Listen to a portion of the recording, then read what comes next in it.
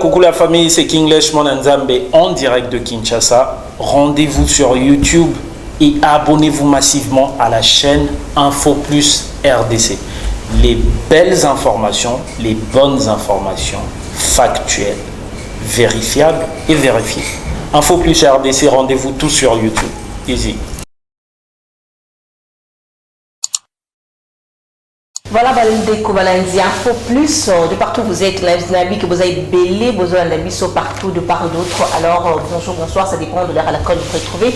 Les lots, na version Nabino, na rubrique Nabino plutôt, il y a version des versions, aux amis, na spéciale conférence de la présidente de la Mouka. Alors, les lots, la Mouka a tenir conférence de presse, moko na présentation et la loi portant organisation des élections présidentielles, législatives, provinciales, urbaines, municipales, na locales. Alors, il s'agit comme la deuxième série des propositions de réformes institutionnelles na Mboka Labiso, République démocratique du Congo, qui propose la plateforme Lamuka. Alors, dans le bébélité, dans ce cabinet Bolanda, Sima, na raison de la bio. À ce que la CENI ait le programme. Et vous savez, dans des pays des vieilles démocraties, en France, par exemple, quand à 20h, on annonce la personne qui a gagné, ce n'est pas des résultats venant du ministère de l'Intérieur. Aux États-Unis, dernièrement, quand on a annoncé le président Biden, ce n'était pas les organisations officielles, c'est CNN qui a annoncé. Donc on doit pouvoir avoir les moyens de connaître les vainqueurs. Un parti qui s'est bien organisé, comme l'AMOCA dernièrement, nous avions 220 observateurs et nous connaissions les résultats. Et c'est comme ça que nous avons publié. Quand nous avons vu, l'Église catholique publier ces résultats, nous avons dit, voici les nôtres. On les a publiés. Et preuve à l'appui, PV. Les PV comme preuve à l'appui, les procès-verbaux que nous avons amenés à la Cour constitutionnelle. Donc, obligation faite à la CENI de publier les résultats provisoires du vote, de suffrage par bureau des votes, de les afficher sur ses locaux et de les poster sur son site web. L'article 71 de la vague, tu as le dit très bien, mais on ne le fait pas. Et ici, ça devient une obligation. Réaffirmation de la responsabilité pénale des dirigeants de la CENI face à leur implication prouvée dans la falsification des résultats. Il faut qu'il soit pénalement responsable. Comment voulez-vous quelqu'un qui dérange la quiétude de toute une population? Le Premier ministre vous a dit, aujourd'hui, regardez ce qui se passe à Béni. Ce qui se passe à Béni, c'est à cause de quoi? On aurait déjà terminé cette affaire si M. Nanga n'avait pas fabriqué les résultats. Comment voulez-vous que ce M. Nanga, j'apprends qu'aujourd'hui, il sera à l'Assemblée nationale? Un monsieur qui est sous sanction de certains pays. Et ce monsieur, vous l'acceptez. Allez à l'Assemblée nationale parler. Et on me dit qu'il va parler de réforme. Comment? Dans un pays où les gens sont sérieux, les hommes et les femmes, vont écouter les conseils de ces messieurs. Monsieur Nanga, sa place est en prison. Si monsieur Nanga va à l'Assemblée nationale pour dire que, chers frères et sœurs, chers députés, je viens ici pour demander pardon. Ah là, on peut l'écouter. N'est-ce pas? Nous avons dit que nous sommes des croyants. Il faut que ces gens qui se disent en âme et ils ont été eux-mêmes par leur libre arbitre. Il faut qu'ils se disent que l'enquête et les gens sont punis. Et pourquoi vous voyez que c'est l'actualité aujourd'hui? Pourquoi nous, ce peuple-là, qui avons, nous avons des religions, nous avons déjà capables, connus mondialement, je cite Simon Kiba, je cite Lumumba, même c'est limité à deux. Allons plus loin, je cite le cardinal Manoula, qui a proposé un rite au Vatican. Même à un moment donné, on a traité des cardinals païens, Mais le rite a été accepté aujourd'hui. Suivez les rites zaïrois. Je l'ai dit comme ça, parce que c'est les noms. Suivez les rites zaïrois. Moi, je suis un enfant de Maloula. Je célébrais la messe avec Maloula. Suivez les rites. Mais après avoir eu des gens comme ça, je vais continuer. Je cite que ceux qui sont passés. Et vous me dites, non, on peut tolérer, on peut accepter que quelqu'un trouble la quiétude de tout un peuple. On peut tolérer, on peut accepter que les institutions soient des institutions illégitimes. On peut accepter, on peut tolérer que n'importe qui dirige les institutions de la République. C'est totalement inacceptable. On ne peut pas accepter ça. Donc, il faut que ces gens-là soient comptables de leurs actions. Contentieux électoral. Nous disons que le recours obligatoire pour la juridiction saisie au pli des résultats transmis par la CNI avant l'examen du contentieux. On ne peut pas venir et dire que non, amenez la preuve.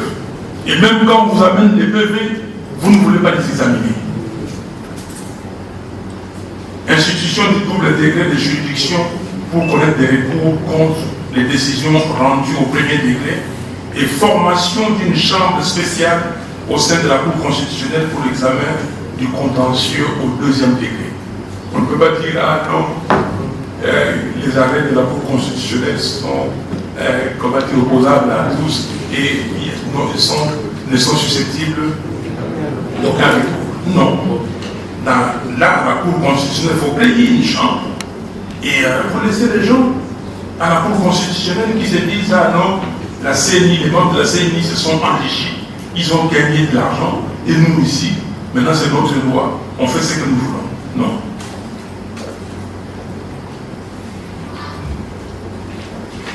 Voilà, chers amis, après ce que je viens de dire, ces innovations, je vais vous donner d'autres innovations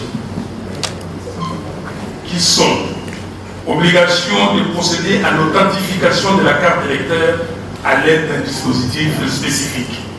Vous comprenez pourquoi nous disons ça.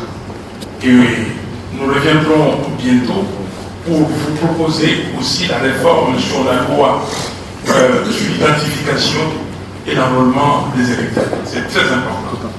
La fois passée, nous sommes allés aux élections avec 10 millions d'électeurs fictifs.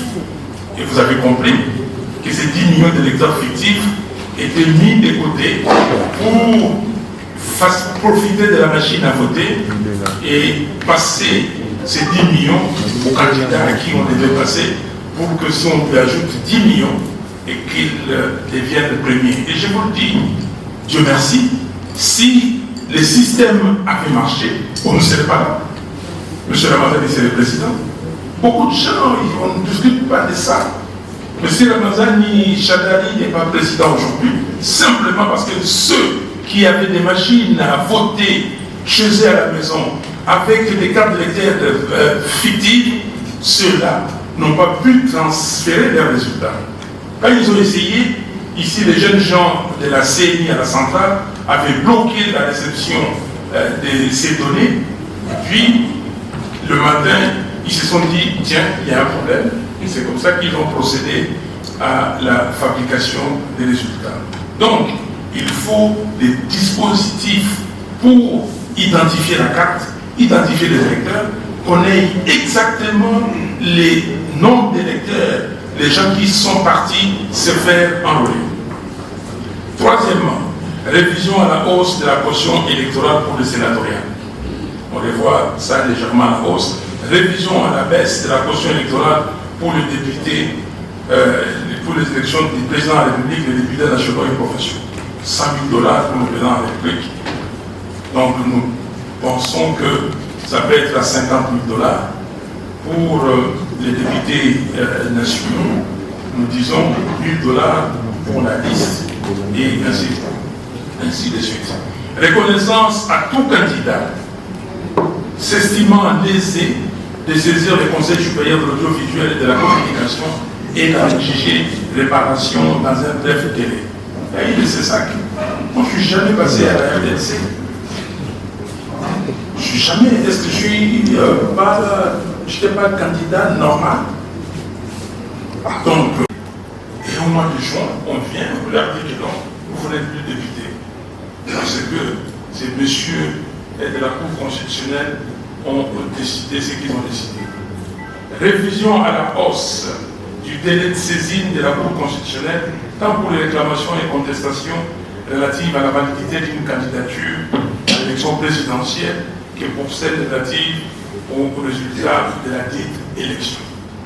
Donc pour donner suffisamment. Et nous disons, pour terminer, que il faut rationaliser le système. Il faut rationaliser la démocratie. Nous sommes un pays aujourd'hui, il y a 700 partis politiques. Et dernièrement, j'avais assisté à une réunion où le secrétaire général en charge des partis politiques disait il n'y a pas 5 partis dans ces pays qui sont en règle. C'est-à-dire qui chaque année font un rapport, des partis qui ont un siège, et des partis qui se réunissent normalement, et des partis qui discutent avec les membres. Il n'y en a pas plus de 5. Donc, mais comment avoir ces nombres de 700 et ils vont venir pour compétir, et ça cause des problèmes aussi pour la vérité des gens. Et donc, pour cela, nous disons, comme dans d'autres pays, dissolution d'office de tout parti ou regroupement politique n'ayant obtenu aucun siège à l'issue des élections organisées au cours d'un cycle électoral. Si vous n'avez pas de siège, donc nous pensons que c'est beaucoup plus irrationnel. Merci.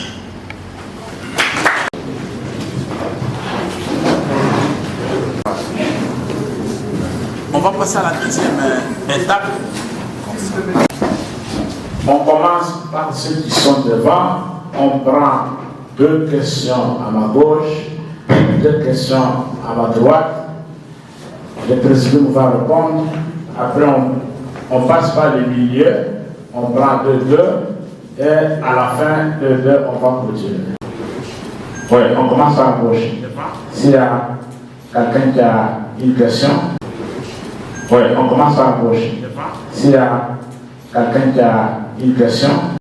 De la plateforme religieuse Cinesico, la 9e plateforme de confession religieuse qui doivent avoir un président pour la CENI. Je voudrais féliciter le président de la MOUCA qui a expliqué clairement la vision que la MOUCA a sur la réforme de la loi électorale. Je voudrais dire que j'ai épousé beaucoup de ces visions, mais seulement il faudra que je puisse intervenir particulièrement sur ce qui concerne les suppléants.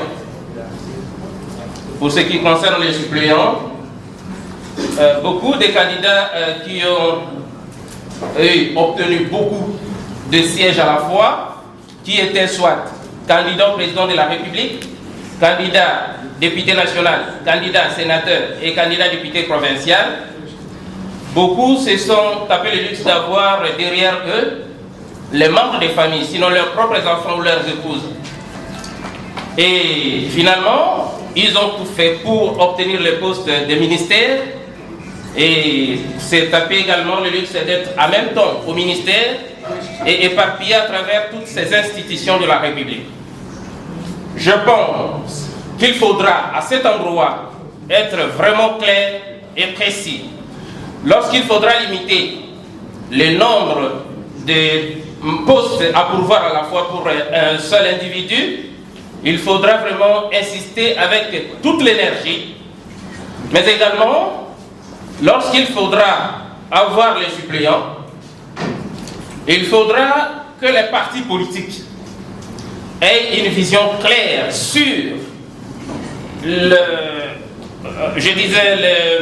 membres de leur parti politique ou leurs militants, pour que monsieur ne puisse pas s'élever seul et prendre le monopole de tout un parti politique et avoir toute sa famille, alors que pour la plupart des cas, les membres des familles sont en Europe un peu partout, ce sont des militants qui prennent les risques et qui sont souvent écartés pour que... Des voix patriotiques, de féliciter le présidium de la MOUCA pour l'organisation de ce dialogue démocratique avec notre population, avec nous les autres acteurs, afin de nous présenter ces grandes orientations par rapport à la loi électorale.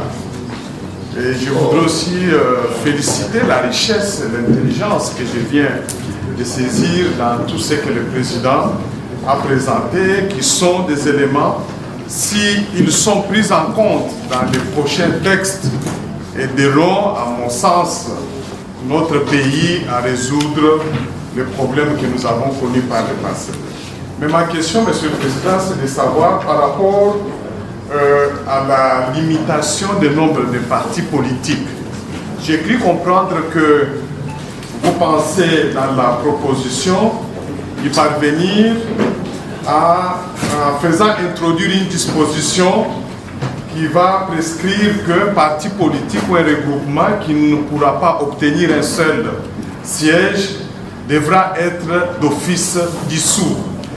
Est-ce qu'il ne serait pas souhaitable, au lieu de se limiter à un seul parti, parce que le nombre que nous avons, vous-même vous l'avez aussi décrié, et nous tous nous sommes conscients de cette situation, est-ce qu'on ne peut pas fixer carrément un pourcentage, par exemple en disant les partis ou regroupements des partis politiques qui n'auront pas réalisé soit 3% des sièges aux élections législatives seront d'office considérés comme dissous. Parce qu'en termes de pourcentage, à ce niveau, ça permettra, à mon sens, à notre pays, de faire éliminer tous ces partis politiques alimentaires et des mallettes. Je vous remercie.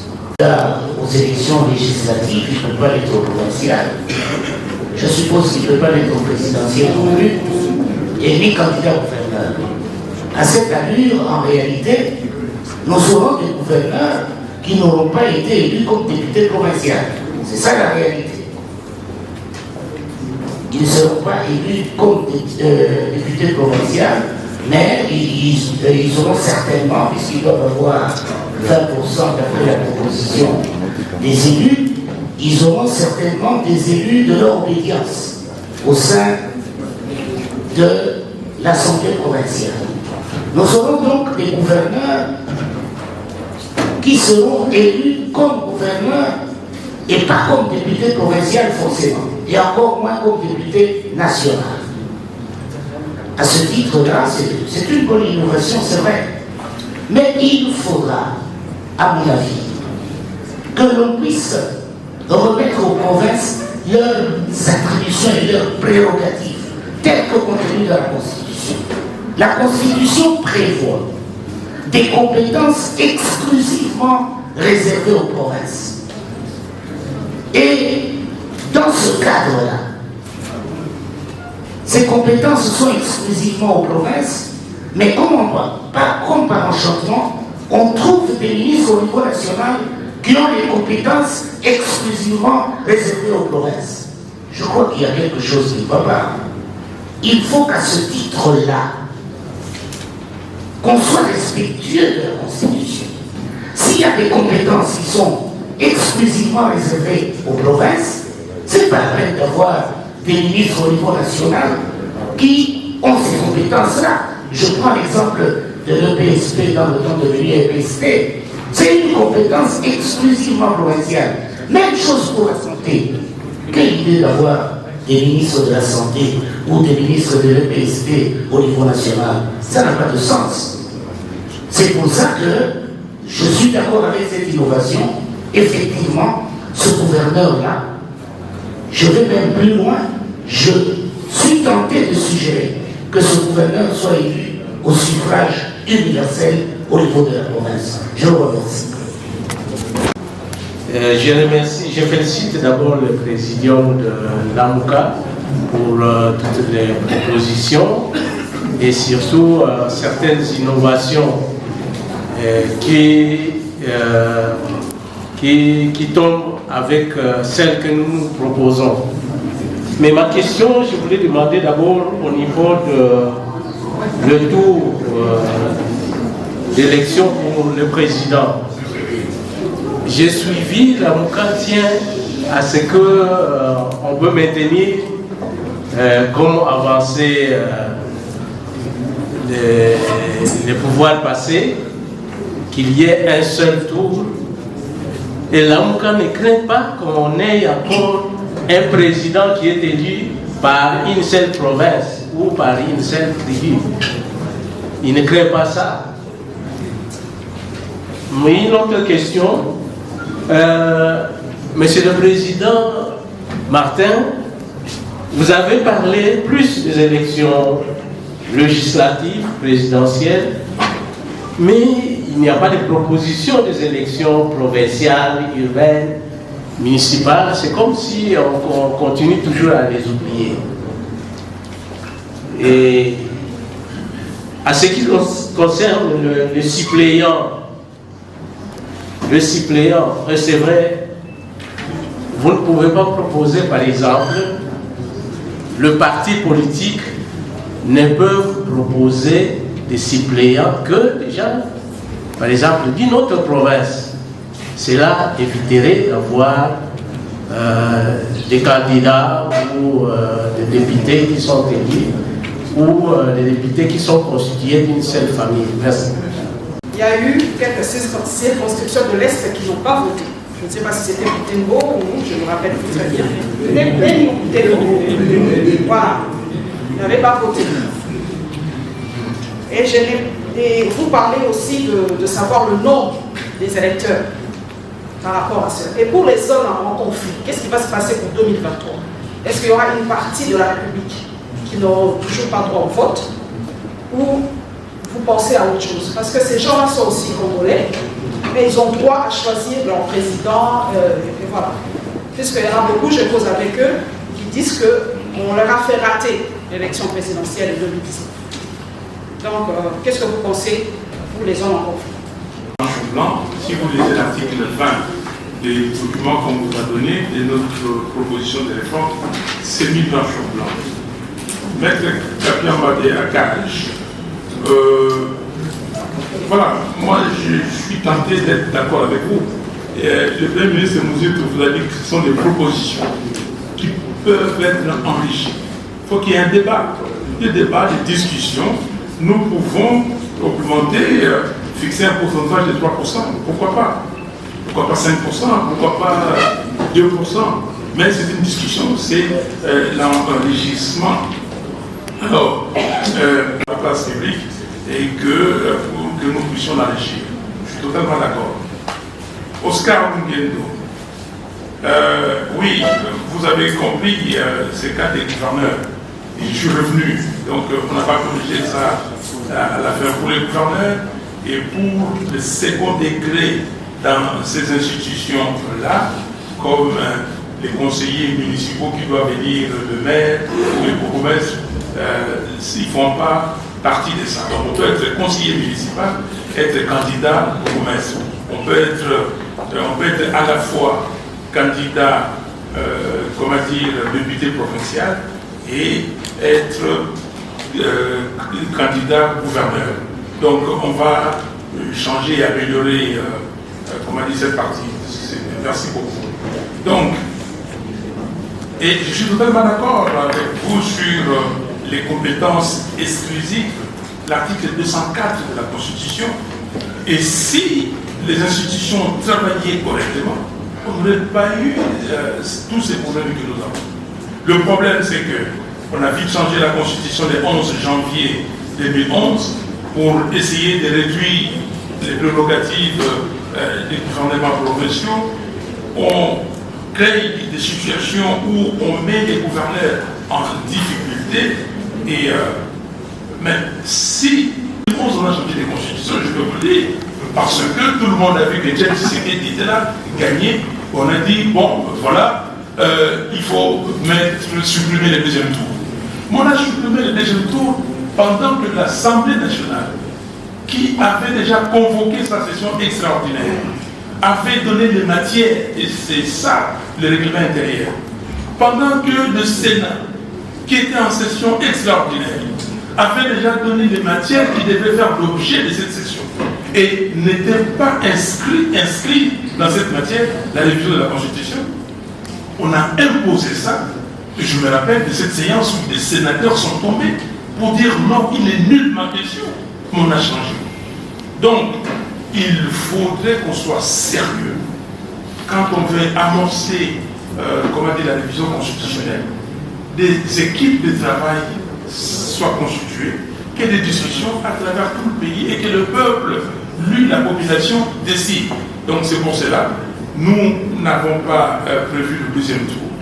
Et c'est pour cela que nous n'avons pas prévu non plus l'élection du gouverneur au suffrage universel. C'est une très bonne chose. Alors, donc, Dolly, j'ai répondu à votre question si on ne craint pas qu'il y ait un président soit élu par une seule province. C'est pas vrai.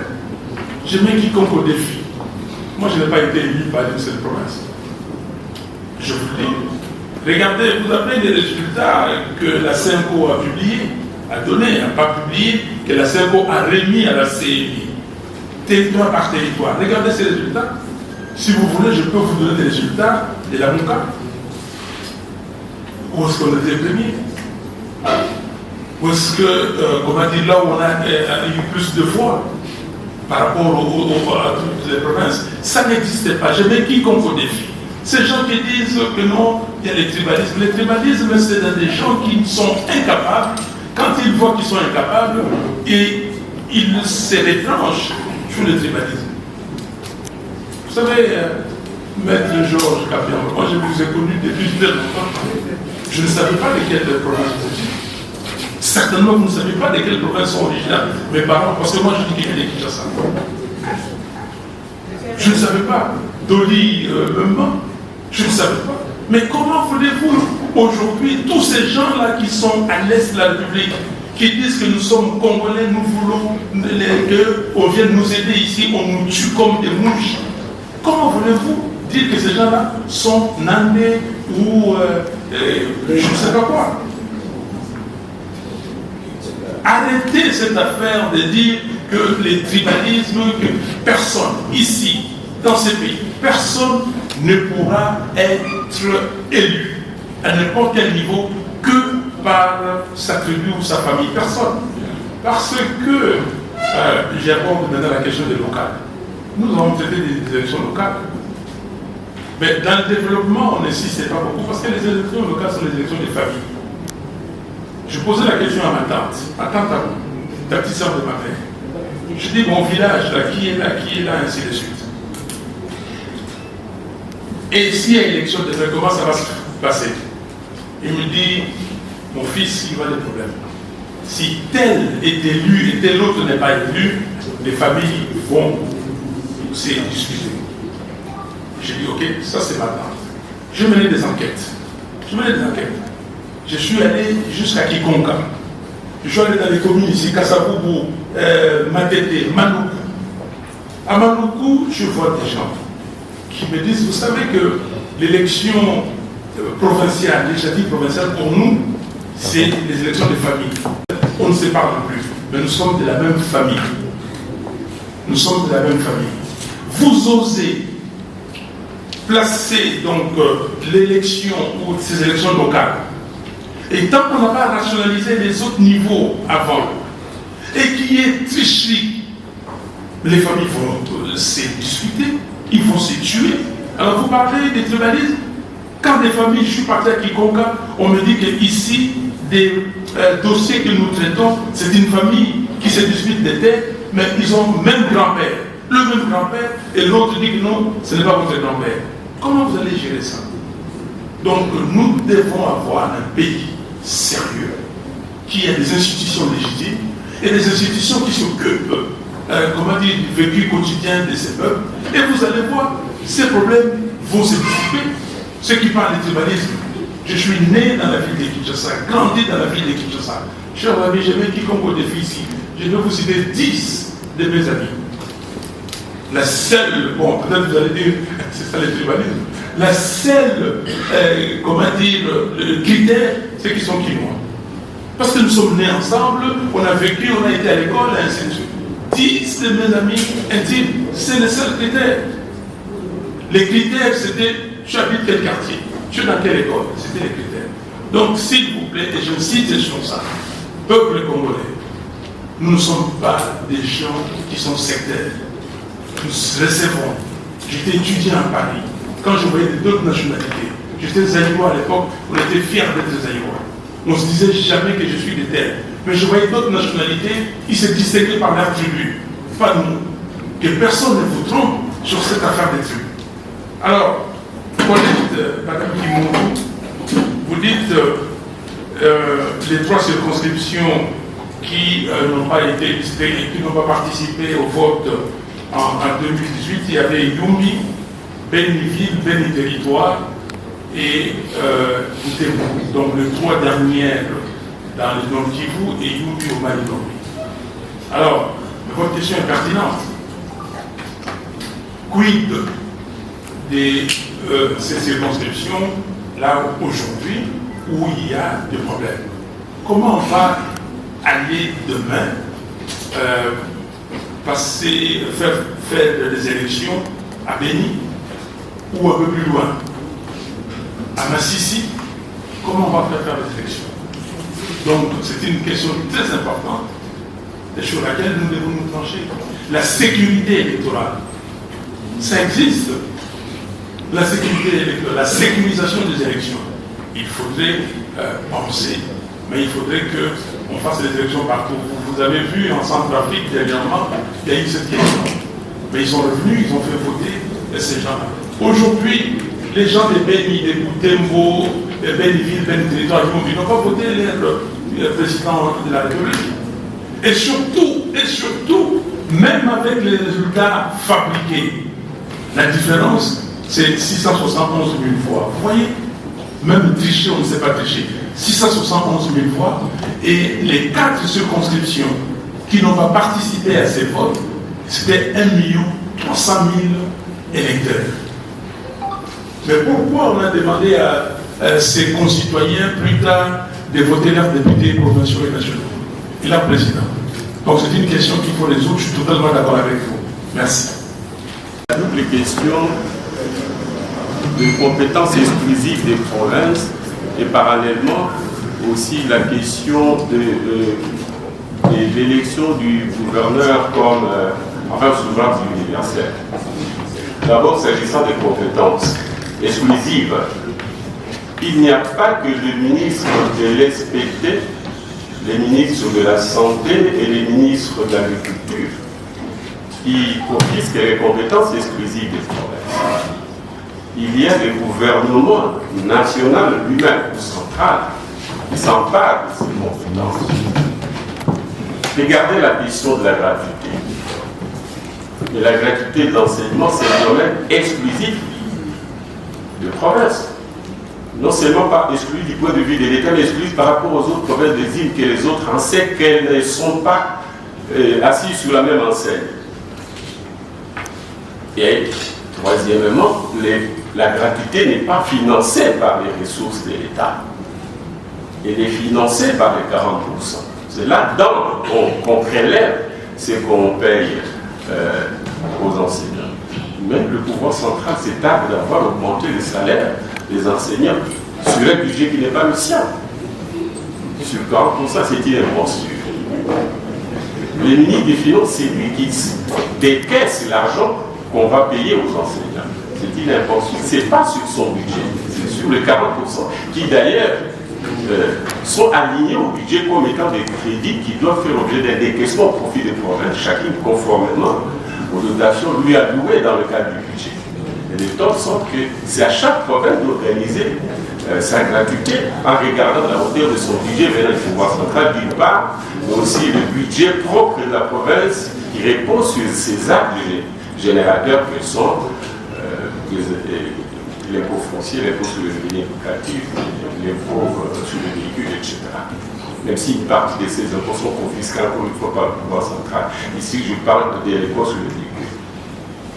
les fameuses immatriculations. Donc, le pouvoir central aurait pu gérer l'option de la gratuité, quitte à dessert chaque province au regard de son budget propre, exclusif, voir comment il articule. Une province peut considérer que chez elle, elle a plus besoin d'orienter l'argent vers la gratuité de la santé, par exemple.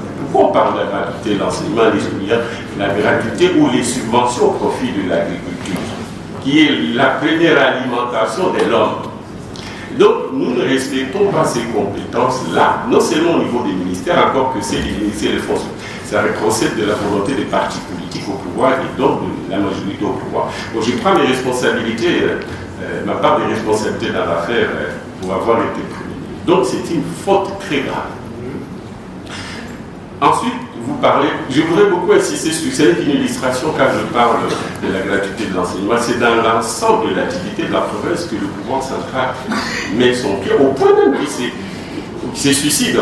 Parce que quand vous regardez l'enveloppe prévue aux rétrocessions, à la rétrocession, la fameuse rétrocession, même si le mot est aussi impropre, parce que d'une part on parle de la retenue à la source et d'autre part on parle de la retenue. Encore que la retenue à la source n'est pas possible parce que la province ne peut prendre à la source les 40% que si elle est sur la chaîne de la recette, qui n'est pas sa propre chaîne parce que c'est la chaîne du pouvoir central. Donc on est obligé de corriger la constitution elle aussi. Pour revenir à un prélèvement, pas un prélèvement à la source, mais enfin à une éducation que l'État aligne et prévoit pour décaisser au profit des provinces, quitte à ce que ces décaissements se fassent automatiquement. Maintenant, laisser aux provinces, pour ce qui est des allocations propres au domaine des compétences exclues, allouer les budgets comme elles l'entendent, quitte à ce que le pouvoir central vienne regarder en termes de contrôle. C'est quand même important, c'est d'où la problématique même de la vraie décentralisation et de la volonté de décentraliser. Moi, j'ai peur, en tant qu'unitariste, vous allez me concéder ça, que les fédéralistes prennent le prétexte de remettre en question le régionalisme constitutionnel qui pourtant est un modèle qui est bien, qui ne fonctionne pas du fait de la volonté des hommes politiques qui aujourd'hui considèrent que l'argent qu'on donne aux provinces fait partie eux-mêmes de leur propre argent, ce qui n'est pas le cas au regard de la Constitution. Je voudrais je me félicite de ce que vous avez posé cette question. Maintenant, pour revenir à l'élection universelle du gouverneur, c'est une question dont nous discutons beaucoup au président. C'est vrai, le président a dit que nous ne pouvons pas revoir la Constitution, et moi je suis d'accord avec lui. Mais les jours où nous serons en mesure de revoir la Constitution, moi ça va me poser un problème. Comment, d'une part, être dans le régionalisme constitutionnel qui fait que les provinces ne sont pas des États et consacrer à travers l'élection du gouverneur son vote au niveau universel. Parce que dans des États fédéraux, les États fédérés créent l'État fédéral et incarnent la souveraineté nationale. La souveraineté de l'État comme l'État américain est internationale, c'est la fédération des États fédérés. C'est une union. Alors il est normal que le gouverneur qui représente un État, une souveraineté nationale, soit élu par cette souveraineté incarnée par le peuple de l'État. Et à ce moment-là, il se fait contrôler par le Parlement de l'État. Mais ici, chez nous, enfin, c'est même la même transposition au niveau de l'État fédéral. Mais ici, chez nous, nous risquons d'avoir des gouverneurs qui échappent à tout pouvoir, sauf celui du peuple, parce qu'il est élu par le peuple. Alors, comment va-t-on le contrôler, sinon qu'en attendant que le peuple les sanctionne plus tard? Quel peuple? Est-ce que les Katanga est un peuple? Enfin, ou les Haut-Katanga, ou les Puyulu, ce ne sont pas des peuples. Ce sont des articulations d'un peuple qui est unique, parce que nous sommes nés États unitaires.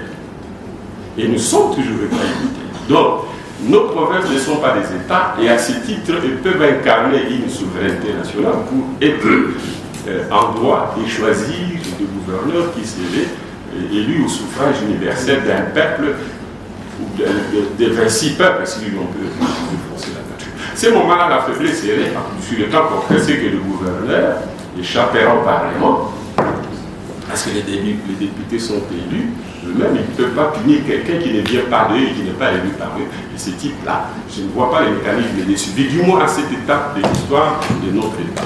Et donc, je vous décourage cette vision qui veut qu'on ait un gouverneur avec un gouvernement qui échappe par conséquent au Parlement provincial. Merci. La présidence de l'Avocat, savons que c'est une présidence tournante.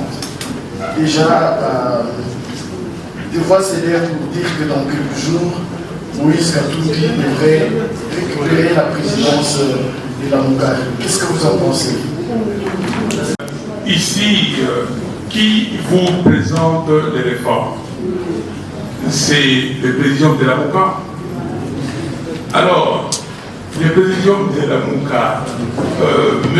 Katumbi aujourd'hui est où? Est-ce qu'il est à l'Union sacrée ou il est à la MOUCA? Alors, il va prendre la présidence tournante desquelles la MOUCA? La MOUCA où il y a Mouzito, il y a Fayoulou, ou de la MOUCA imaginaire? S'il vous plaît, le problème c'est que il faut, comme on dit à l'Inga, un Sony. Même si la honte ne tue pas, vous êtes engagé dans une entreprise. Vous êtes parti déposer des cahiers des charges. Vous avez négocié, et là vous êtes en train de négocier des postes pour entrer dans un gouvernement. Bon, même si on vous maltraite ou on fait... Ça c'est votre problème. Mais quel est... Alors, l'entrée à la MOUCA était... donc nous avons créé la MOUCA ensemble. On ne nie pas. Monsieur Matungulu est parti.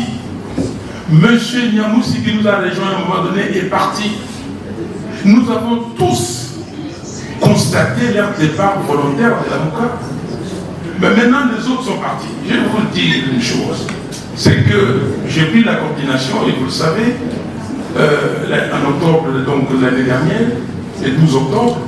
Et quand j'ai pris cette coordination, nous avons convoqué des réunions. J'ai demandé à tous les membres du Présidium d'envoyer les membres de la cellule politique. Seul le Premier ministre Mouzito a envoyé ses membres de la cellule. J'ai convoqué des réunions. Ils ne se sont jamais présentés. La première réunion, Jean-Pierre Bem était au téléphone, il était à Guiména, et malheureusement, la communication ne passait pas bien. On s'est convenu qu'on reportait la réunion une semaine après. Et cette semaine-là, après, Mouzito et moi, chacun, Zoom, chez lui, on était là, et les autres n'étaient pas là. J'ai encore convoqué des réunions. Je peux vous donner la liste. Personne. Et puis j'ai appris qu'il discutait avec l'Union sacrée.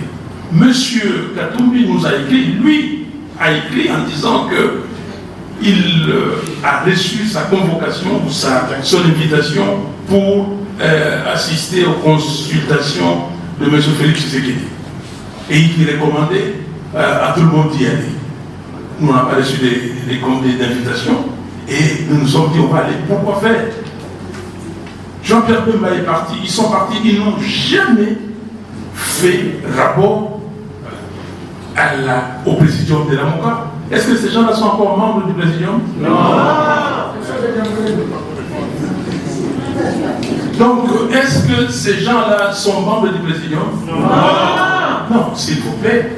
Donc, je crois qu'il ne faut pas perdre le temps. Et ceux qui veulent, comment dire, faire une masturbation intellectuelle, où ils ont besoin de je ne sais quoi, qu'ils les fassent. Pour l'instant, la MOUCA est là, nous continuons. Et dans l'entretemps, la MOUCA est allée loin. Donc, nous avons constaté leur départ.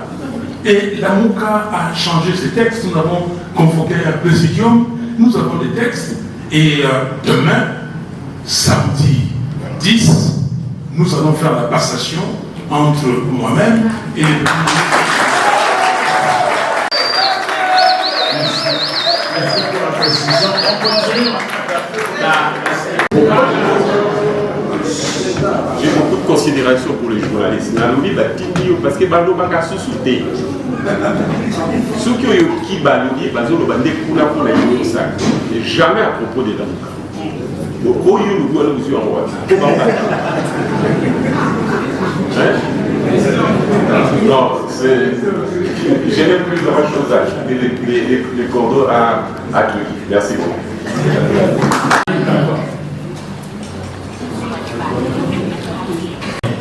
Vous avez également proposé une présidence rotative pour la CENI. Ne pensez-vous pas aussi que, rotative de 6 mois, ne pensez-vous pas que vous rendrez la CENI efficace si, après chaque 6 mois, on doit changer de président? Parce que la gestion de la CENI demande beaucoup de technicité.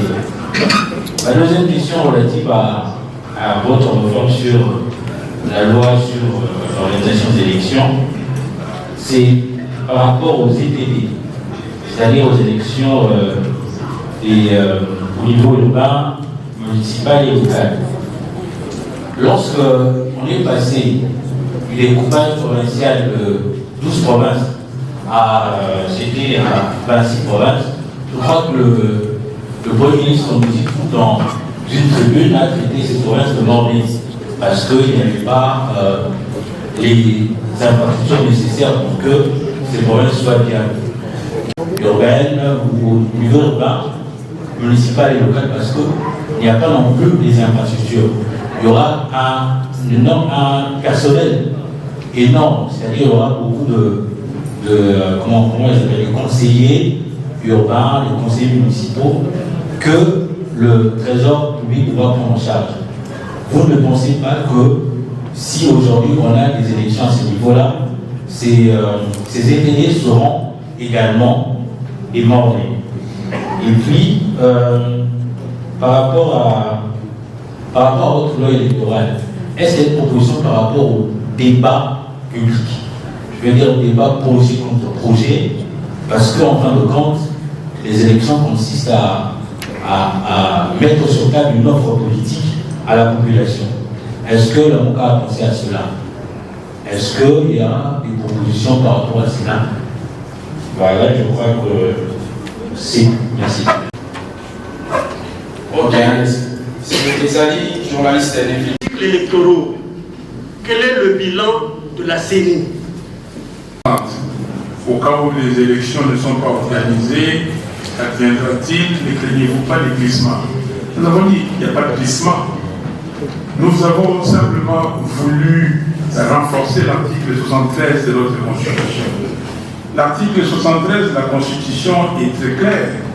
Il dit ceci, je cite, le scrutin pour l'élection du président de la République est convoqué par la CENI 90 jours avant l'expiration du mandat du président en exercice.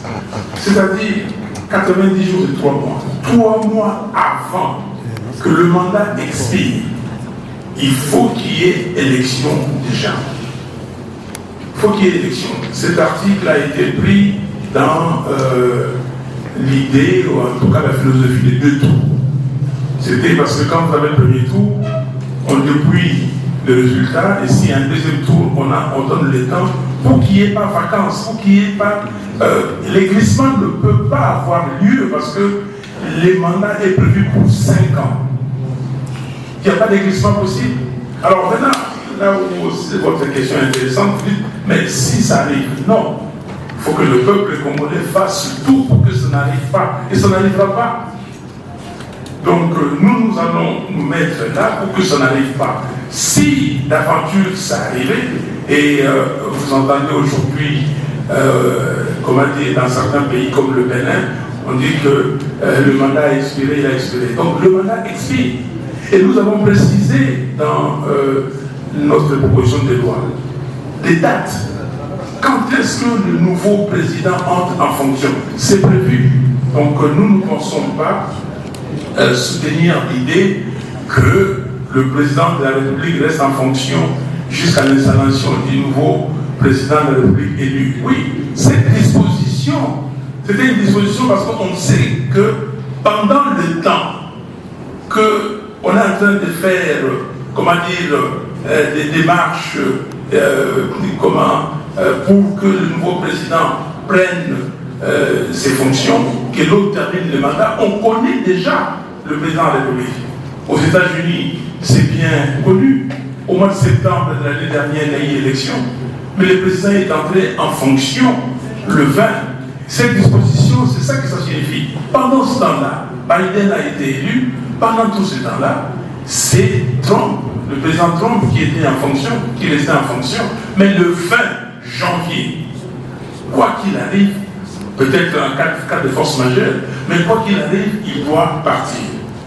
André, la loi sur la CNI, donc vous revenez sur la loi sur la CNI, 23 membres, ce n'est pas un problème. Ces 23 membres là, de la plénière, donc 6 qui s'ajoutent aux 17 du bureau pour composer la plénière, mais ils ont des fonctions bien précises. Rappelez-vous, nous avons parlé de la dépolitisation et de la fonctionnalisation de la CNI. Tous les 17 membres, en tout cas les 8 des confessions religieuses et les 8 de la société civile, chaque membre préside une commission technique. Chaque membre préside une commission, confession religieuse, et les membres de la société civile les secondent. Il n'y a pas pléthore, et si vous regardez aujourd'hui l'effectif de la CENI, il est plutôt pléthorique. Le président de la CENI a combien de membres du cabinet, vous le savez? Son cabinet, 250 membres. Le vice-président a combien de membres? 150. 400 personnes, juste pour des gens qui ne font absolument rien. Et là, c'est des gens qui vont travailler avec des experts. La la présidence rotative n'est pas un problème.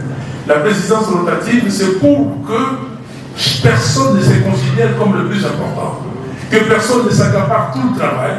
Et si le travail est fonctionnalisé, si les gens font le travail au jour le jour et ils suivent, c'est lui qui va venir, il prend la relève. Le président de la CENI n'est que là comme porte-parole. Et c'est ça que nous voulons. Donc, dépouiller le président, le tout-puissant président, sur le plan financier, sur le plan, c'est lui qui doit fabriquer les chiffres, sur le plan, il est le Dieu sur la terre, et sur terre, ça, on ne veut plus de ça. Nous ne voulons plus de ça. Et c'est beaucoup plus efficace que vous ne le pensez. Et oui, le travail demande la technicité. Ça demande les leaderships. Mais les techniciens sont là à la CENI.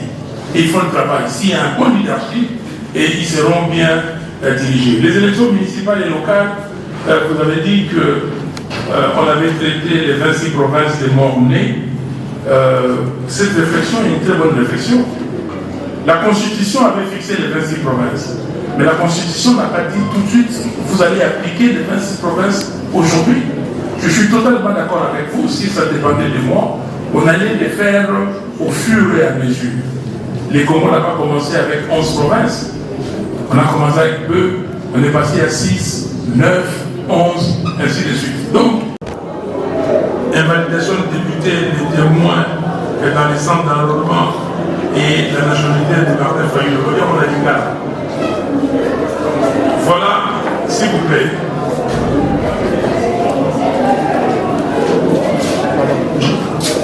Invalidation des députés, on donne la raison que Bofandi, Boseli, la députée Bakotaki, Basti, Bavalek, déjà mandat à Bango, 3 mois, 4 mois, 5 mois après, vous voyez, vous invalider Bango. Et les alliés du Kamogo, il faut totaler l'amour.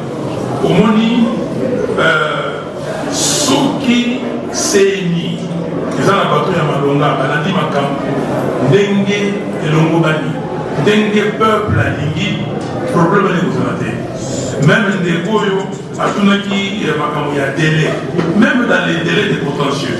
Contentieux aux amis quittés. Alors, contentieux, c'est-à-dire parce que Montonio soit dit qu'il y a un homme, même la fois quitté, n'a qu'un contentieux pour nous, pour nous. Mais ceux qui, bateau, Bazali, n'a ni qu'à nous soutenir dans le pays. Bazoa, PV, numériser Yango. Vous avez dit que PV, on est des tambourins, Mboka Mobima. Bato Bayibi, Oyo Zwaki. Soko Bibi, Mabotala Zwaki Yango. Mais le problème, vous allez soulever. Contentieux, vous allez réduire. Contentieux, vous allez encore, parce que Montonio, ça y est, Soko Tuni Montonio soit venu à l'élection, alors président Zwaki. Tout le monde. On ne peut pas avoir 19 000 candidats sur 500 sièges et que les 19 000 gagnent. Donc, pour l'Anikambo, il y a un témoin dans le centre et enrôlement. Il faut un parti politique tout talent madame pour battre mais c'est niveau des gens comme madame pour construire ça la tête battre nous souvent dans la carte dans l'accréditation battre la macamboline nous nationalité il y a Martin Fayou papa on est là on est pas ce qu'on dit on va dans la chute ok mais vraiment autour des questions de pays nationalité mais donc nationalité avec les années dans ça qu'on va dire dans un année. Je ne vous comprends pas. Donc,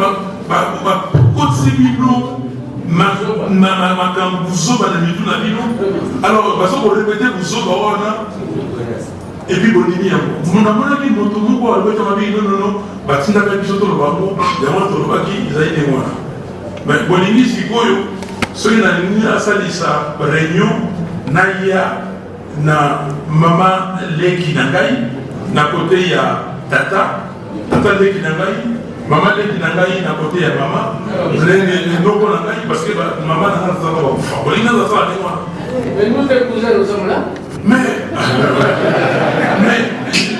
s'il vous plaît, autre distraction. Tous les gens sérieux, où ils allaient. Ok? Makamwa sérieux, ils allaient. Camarade, la travail n'a pas 0 année. Parce que n'a pas première année primaire. Si n'a pas 6 classes, n'a pas université Badali. Alors, beaucoup de Makamwa. Alors, beaucoup de Misusu. Oh, il y a tout bana moko ngai na usuka ko na question wana nazali na ngai maboko pembe nazali bosala yango tokende bozo ba kundola ba papa bozo ba test ADN ba kundola ba maman bozo ba test ADN sokoli. Donc je suis prêt à tout ça. Alors de côté yo vous êtes resté sur votre soif et oui. Vous êtes resté sur votre soif, vous avez raison, parce que nous n'avons pas terminé. Le premier ministre Mouzoutou vous a dit que nous avons commencé avec la loi portant l'organisation et le fonctionnement de la CNI. Aujourd'hui, nous présentons la loi électorale. Nous allons revenir pour présenter la loi sur l'identification et enrôlement des électeurs, et puis les calendriers. Donc vous êtes restés sur... Il y a un calendrier, nous avons déjà tout ça.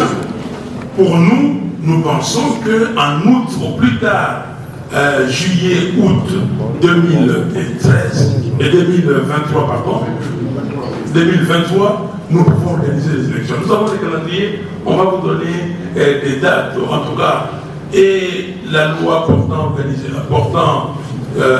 identification et enrôlement des électeurs, et les calendriers pour les opérations, nous allons les présenter au même moment. Et ça viendra, on vous dira quand. Quel est le bilan de la CNI après 18 ans de travail? Oui, vous avez raison. Mais il faut distinguer les choses. Et vous l'avez dit, et c'est pour cela que nous disons dépolitisation. Le bilan de la CNI, s'il n'y avait pas des gens tortus, des gens, comment dire, qui s'étaient mis à fabriquer les résultats, on aurait eu des bons résultats. On aurait eu sincèrement des bons résultats si ça ne dépendait que des techniciens de la CNI. Mais quand on vous dit, bon ben voilà, les résultats que nous sommes en train de voir transmis électroniquement nous donnent Fayou vainqueur, allez, demandez à tout le monde d'annuler, d'arrêter le travail. Pendant que les gens sont dans les centres de compilation, en train de compiler les résultats, vous appelez 2 jeunes gens, vous le mettez dans un bureau, vous dites fabriquez-nous les chiffres. Quel est le problème de la CNI en tant qu'institution, c'est-à-dire les membres, les autres cadres techniciens et autres membres du personnel administratif de la CNI? Et c'est pour cela que nous disons qu'il faut une direction, un bureau responsable et une plénière responsable. Alors, vous avez dit que vous avez senti les soucis du droit des recours, que les magistrats, on a dit que les magistrats devaient être démis de leur fonction. j'ai répondu en disant que si les élections sont organisées correctement, si vous numérisez les PV, les fiches des résultats, vous avez le résultat, chacun sait ce qu'il a eu réellement, et je crois que les gens vont hésiter 2 fois pour aller saisir, les juridictions pour les contentieux électoraux. Maman, presse, il y a Lingala. Gouverneur du matin, bon, ma camarade Ningalbaki, Italie-Gaïté, Italie-Bissoté, ça là, le peuple qui est de Liboso, peuple a son institution légitime. Maman, quoi pour le dit que, parce qu'il peut ma position la communauté, parce qu'on continue, parce qu'il peut ma camarade Mokate. Mais, tant que tout ça qui a en 2015-2016, tout va dire en 2014, ma camarade Koloba, Bissot, toqué pour ça le rassemblement et tout ça. Est-ce que ça va être occupé à nous? Mais peuple le Bénin, peuple le Bénin, peuple basé au Bénin, il colonionso, et ça dans l'est, dans l'ouest, dans le sud, dans le nord. Et tout à l'heure, vous avez l'élection, tout ça, on a besoin d'élection. Mais élection, on a fait ça là-bas, madame. Dans le cas qui boit, moto, il y a un palangana. Alors, il y a ceux qui n'ont pas ça, le peuple côté de Vilaye. Peuple côté de Vilaye. Donc, si vous avez posé les athées, le peuple n'a pas la balle, le peuple a revendiqué votre droit. Il y a Souka, aujourd'hui, maman Gloire proposition à Noël Tchani. Je ne sais pas, ma camarade Noël Tchani. Bon, déjà, Macambo, je ne peux pas suivre ça. Noël, j'ai été à l'école avec lui. J'ai étudié avec lui à Paris. Nous sommes partis aux États-Unis. Mais bon, c'était un Congolais. Il peut faire ses propositions, comme tout le monde fait des propositions. Donc je n'ai pas de commentaires là-dessus. Madame Mélissa, société civile, la Cour constitutionnelle, comment éviter la corruption? D'abord, c'est comme ça que nous disons qu'on doit se mettre autour d'une table pour discuter. Mais vous parlez de quelle Cour constitutionnelle? Parce que la Cour que nous avons là, elle est totalement illégitime. Cette Cour où on a nommé des gens, on a fait démissionner des gens, nous ne pensons pas que cette Cour, c'est la Cour sur laquelle nous devons nous baser. Non. Il faut qu'on soit sérieux. Merci.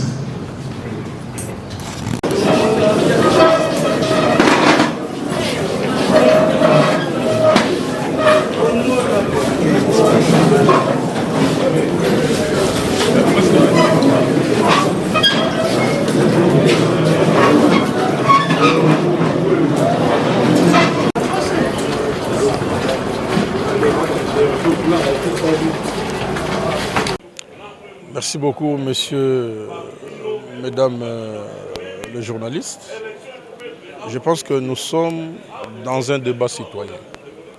Et les propositions qui sont faites jusque-là par la coalition Lamouka, c'est pour améliorer notre système électoral, mais également pour permettre à la République de sortir de cette crise qui nous enchaîne.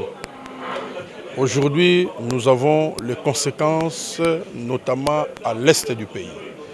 Et quand vous lisez le plan de sortie de crise proposé par le président élu Martin Fayulu, vous allez vous rendre compte qu'il y a notamment les réformes au niveau de la sécurité.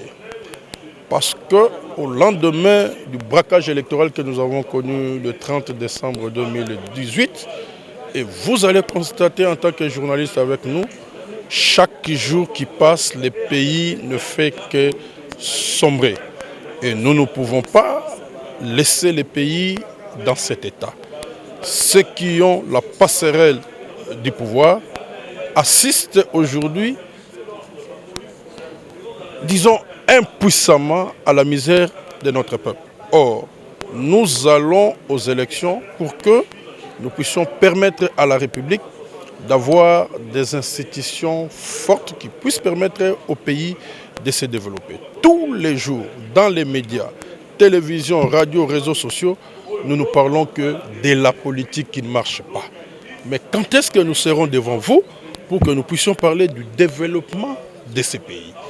Voilà pourquoi nous pensons que lorsque dans ces pays, il y aura la vérité des urnes, qui dit vérité des urnes, c'est-à-dire qu'il y a un pouvoir légitime et que celui qui a gagné est proclamé gagnant et que celui qui a perdu félicite celui qui a gagné. Et je pense qu'à travers cet exercice de la Mouka, qui d'ailleurs n'est qu'une proposition, nous disons il faut absolument que nous puissions, en tant que partie prenante et de façon paritaire, nous mettre autour d'une table. Le pays va mal et tout part des élections où les résultats sont fabriqués. Voilà pourquoi nous sommes là et je pense qu'aujourd'hui, entre autres propositions, vous connaissez dans ces pays un candidat qui est élu député provincial, il est élu député national, il est élu sénateur, il devient ministre. Regardez un peu dans nos partis politiques, vous avez des gens qui aujourd'hui crient qu'ils ont fait 20 ans, 32 ans, 37 ans. Mais pour que une simple copine, une femme, voilà, bande de Kouvanti, merci beaucoup. Naza sûr que vous l'avez dit, madame, na Bokebi Nyonso, Martin Fayoulou, na Adolphe Muzito, na Baloua, na Bango, rentre public Lélo. Alors, un grand merci, na Bino Nyonso, partout, Nyonso, de partout. En tout cas, na fait un grand merci. Grand merci alors, na Sima Kamera, les équipes de Fantondula, Dala. C'est l'image, oh, ceux qui n'ont mis qu'à t'écouter, peut-être, on a tous la image, oh, Bosepeli, na Maram Nyonso, Adolphe Muzito, na Martin Fayoulou, Balobi, Ozali pour ça na bango bossing na bango pour na ba élection pour na mboka na biso Congo République démocratique du Congo. Alors on appelle un grand merci sans oublier celui qu'on appelle héros dans l'ombre. Lui c'est Franco Sangata la race info plus Mawatro. En tout cas un grand merci à lui Place Aza. Merci pour na musala malamu koko basé koba to kutani mkolo esima. Merci.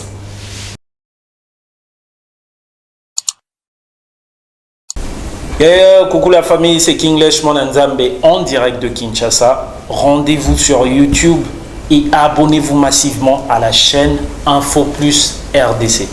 Les belles informations, les bonnes informations factuelles, vérifiables et vérifiées. Info Plus RDC, rendez-vous tous sur YouTube. Easy.